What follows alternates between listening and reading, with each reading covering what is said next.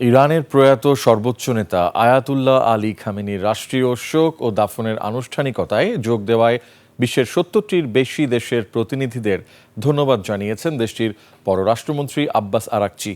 তিনি বলেছেন, এসব দেশের অংশগ্রহণ ইরানের সঙ্গে তাদের দ্বিপাক্ষিক সম্পর্কের ইতিহাসে একটি চিরস্থায়ী স্মৃতি হয়ে থাকবে।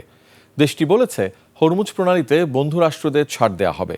বিস্তারিত আফসানা নীলার রিপোর্টে। ইরানের সর্বোচ্চ নেতা আয়াতুল্লাহ আলী খামেনির শেষ শ্রদ্ধায় অংশ নেন ৭০টিরও বেশি দেশের নেতা আর প্রতিনিধিরা। সামাজিক যোগাযোগ মাধ্যম এক্সে দেয়া এক পোস্টে ইরানের পররাষ্ট্রমন্ত্রী আব্বাস আরাকচি বলেন, বিশ্ব নেতাদের এই উপস্থিতি তেহরানকে আনন্দিত করেছে। একই সাথে বিশ্বস্ত আরবদের উপস্থিতিতেও তেহরান বেশ খুশি। বলেন, এই ঐতিহাসিক স্মৃতি পারস্পরিক সম্পর্কের পথ চলায় অম্লান থাকবে।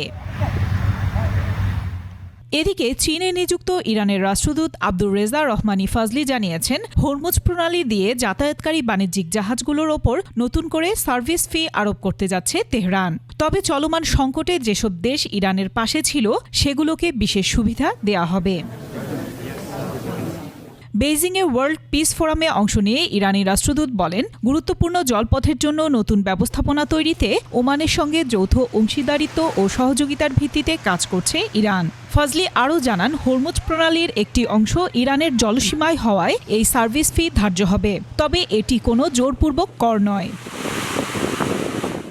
এর মাধ্যমে হরমুজ প্রণালী দিয়ে বাণিজ্যিক জাহাজের নিরাপদ যাতায়াত নিশ্চিত করা, তদারকি করা এবং বিপুল সংখ্যক জাহাজের কারণে পরিবেশের ওপর যে ক্ষতিকর প্রভাব পড়ে তার মোকাবিলা করা হবে বলে জানিয়েছে তেহরান। আফসানা নীলা, ডেস্ক রিপোর্ট, ২১ টেলিভিশন।